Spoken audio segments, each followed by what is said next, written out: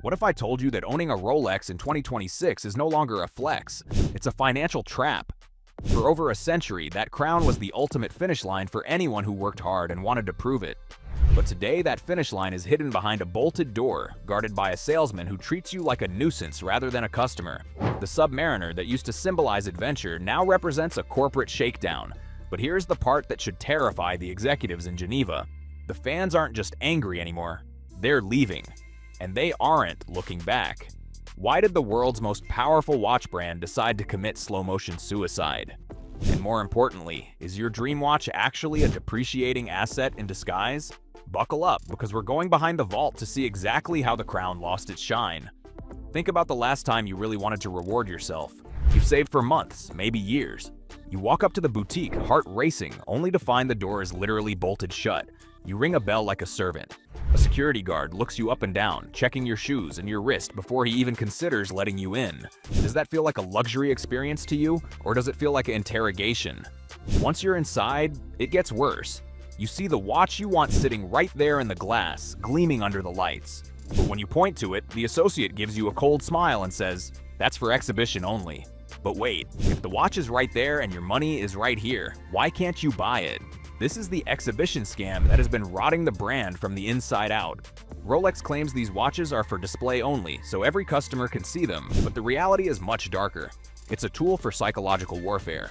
By showing you what you can't have, they force you into a spend history game. Have you ever heard of a store that refuses to sell you the product they have in stock unless you buy 3 other things you don't even want first? It sounds like a joke, but for Rolex hopefuls, it's a $20,000 reality. But here's the question that's keeping dealers awake at night. What happens when the scarcity isn't actually scarce anymore? For years, Rolex hid behind the excuse of gold prices.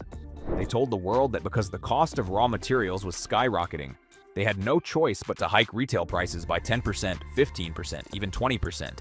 It sounded like simple math. If the gold in the watch is more expensive, the watch has to be more expensive, right? But have you ever looked at the data yourself? Here's the lie they don't want you to see.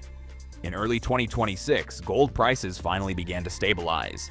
In some markets, they even dropped. Did Rolex drop their prices? Did they even freeze them? Not a chance. In fact, they implemented another adjustment just 2 months ago. And here's the real smoking gun. Why did the stainless steel models, which contain exactly 0 grams of gold, see the same massive price hikes as the solid gold ones? It was never about the materials. It was about greed. They realized they could charge whatever they wanted and we would just keep nodding and saying thank you. But did they push the limit too far? The answer is written all over the gray market, and the news isn't good for the crown. Just 18 months ago, a steel Daytona was trading for triple its retail price. It was a guaranteed investment. But as we sit here in 2026, the bubble hasn't just leaked, it has exploded. Transaction data shows that secondary market prices for the most hyped models have plummeted by nearly 30%. We are officially living in the era of the retail trap. Stop and really process what that means for your wallet. If you finally get the call from a dealer today, you might pay $11,500 for a Submariner. But you can go online right now and find that exact same watch, brand new with papers, for $10,000 on the secondary market. The investment is officially underwater. Why would anyone wait 3 years on a list and build a relationship with an arrogant salesman just to pay more for a watch that is losing value every single day? The flippers have already exited the building. The speculators have moved on to crypto or real estate, and that leaves Rolex with a massive problem. They've insulted their real fans so deeply that there's nobody left to buy the watches. Have you noticed how quiet the boutiques have become lately? The exhibition shelves are still full, but the velvet ropes are starting to look a little dusty. While Rolex was busy playing games, their rivals were busy making moves. For decades, a Rolex guy wouldn't even consider an Omega or a Grand Seiko, but that was before they were treated like a nuisance at the boutique. In 2026, the mass exodus is real. Collectors are waking up and realizing they can walk into an Omega store, get offered a glass of champagne, and walk out with a Seamaster that has a better movement, better finishing, and a better warranty, all without the 3-year wait or the jewelry shakedown.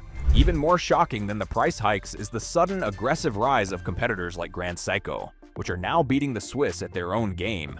Have you actually taken a moment to look at the legendary Zaratsu polishing on a Japanese dial under a high-powered loop lately? It is honestly terrifying for the Swiss watch industry. While Rolex is busy playing gatekeeper and making you jump through hoops, Grand Seiko is producing mirror finishes so distortion-free and perfect they make a modern submariner look like it was finished in a high school shop class by comparison. We're talking about a level of hand finishing that Rolex simply cannot match at their current mass production scale. But here's the million-dollar question.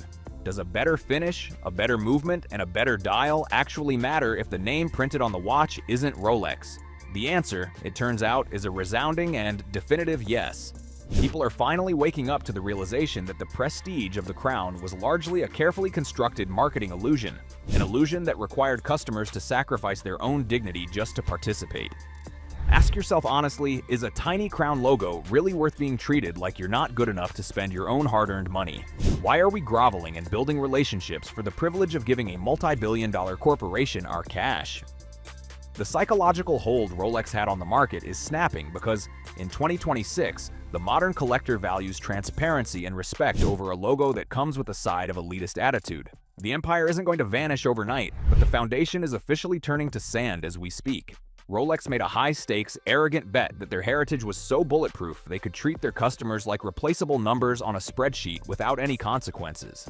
They bet that artificial scarcity would forever cover up a glaring lack of genuine technical innovation compared to what's coming out of Japan and even other Swiss brands like Omega.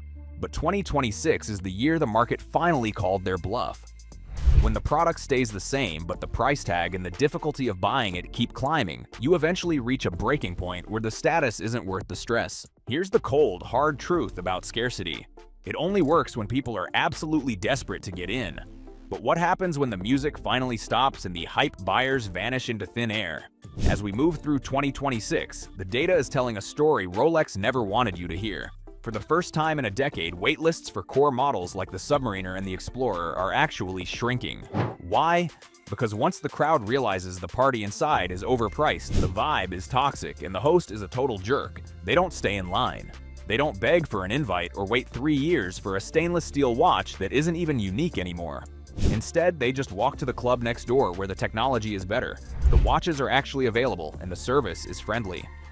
Rolex relied on FOMO to drive their business, but now that the fear of missing out is being replaced by the sheer joy of walking away, they are left standing in an empty room with shelves full of exhibition pieces that nobody wants to play games for anymore. Do you think they realized too late that you can't build a legacy on making your customers feel small? The $10,000 question Rolex got greedy, and they might have just made the worst trade in business history. They swapped a century of unbreakable, generational loyalty for a few years of record-breaking profits during a temporary hype bubble. Was that extra 10% hike and the exhibition-only games really worth the slow, painful death of their reputation? Think about the 2026 reality. You can now walk into a gray market dealer and find a certified pre-owned Rolex priced higher than a brand new one at retail. Yet the retail store still won't sell you the new one. It's a hall of mirrors designed to keep you spending. Or are we currently sitting in the front row watching the beginning of the end for the world's most famous watchmaker? We've seen empires fall before because they lost touch with the people who built them. Is the crown next on the list? If you had $10,000 in your pocket right now, would you honestly still hand it over to a company that doesn't even want to open the door for you? Would you choose the brand that forces you to buy entry-level jewelry you'll never wear? Or would you take your business to the craftsmen who actually respect your time? The market has officially reached its breaking point, and the power has shifted back to you, the buyer. So let's settle this once and for all. Has the crown officially lost its shine for good, or are you still holding out hope for the call that might never come? Drop your choice in the comments right now. Rolex, Omega, or Grand Seiko, and tell me, at what price point do you finally say enough is enough?